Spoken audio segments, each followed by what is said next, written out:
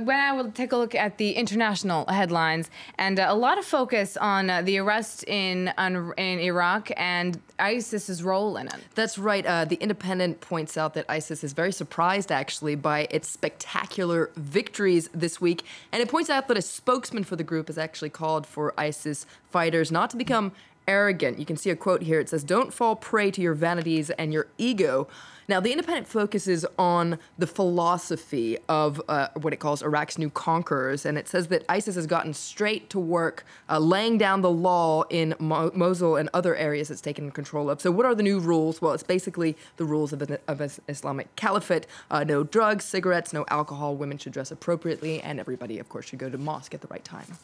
Okay, well, according to the Wall Street Journal, Iran has also sprung into action. That's right. This is on the front page of the Wall Street Journal. They also have an in-depth article in this. It says that Iran has deployed forces in Iraq's battle. Now, this is according to Iranian security sources. It says that Iran has deployed Revolutionary Guard units to Iraq. 3 battalions in total have been dispatched. Why is Iran getting involved? Well, the Wall Street Journal says that it's because ISIS militants are threatening 2 Shiite holy sites, Najaf and Karbala. And more importantly, Iran is actually facing the threat of the Sunni extremists eclipsing the power, the Shiite power that dominates Iraq.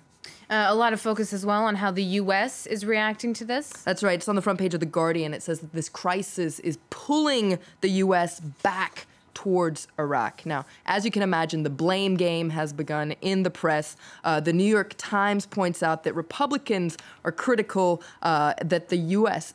pulled out of Iraq. But this editorial today says it's actually the Prime Minister, Nouri al-Maliki, who's to blame more than anybody for this catastrophe. He's been central to the political disorder that has poisoned Iraq, says this editorial. He stoked sectarian conflict and favored the Shiite majority at the expense of the Sunni minority. Now, The Independent today, in their editorial, they're very critical of George W. Bush and Tony Blair for getting involved in the first place.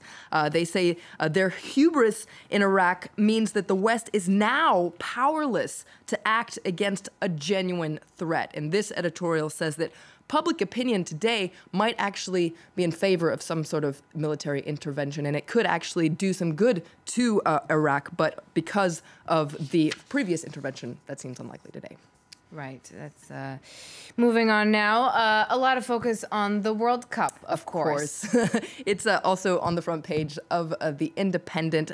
It's kicking off in Brazil, a little play on words, because on the front page you can see a photo of police dispersing protesters in Sao Paulo. And inside, The Independent says tear gas, rubber bullets, and stun grenades, welcome to the World Cup.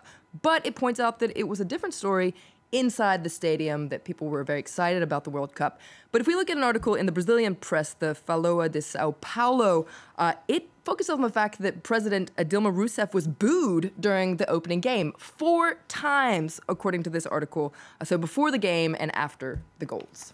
And you have some news from the Chinese press about the World Cup? That's right. The Chinese press is very excited about the World Cup. I pulled out a cartoon likening the statue of Christ the Redeemer to a referee kicking off the World Cup. Ooh, that's very inventive. Very cute, isn't it? Yeah. Now, it might seem odd to associate China with the World Cup because they're not qualified, and they haven't been qualified in the last 10, 12 they must years. Not be very good. But China Daily focuses on another way that China is playing in Brazil, and this is by getting involved in making products for the event. For instance, the ball, the Adidas Brazuca official ball. But let's finish with another sports story, this time in the States. Now, the World Cup is going on, of course, in Brazil, but the Stanley Cup, the ice hockey tournament is going on as well. Mother Jones has a very interesting investigation into ice hockey cheerleaders. They're known as ice girls, and what it calls their horrible working conditions and humiliating tasks that one actually likens to a torture camp. They're not allowed, for instance, to wear jackets near the ice rink or to eat in public. Even though it's cold. I mean, it's freezing, rink. and they're not, well, they're wearing very much. Not so if you're interested, much. check out Mother Jones today. All right. Thanks so much, Florence Villamino, with the day's International Press Review.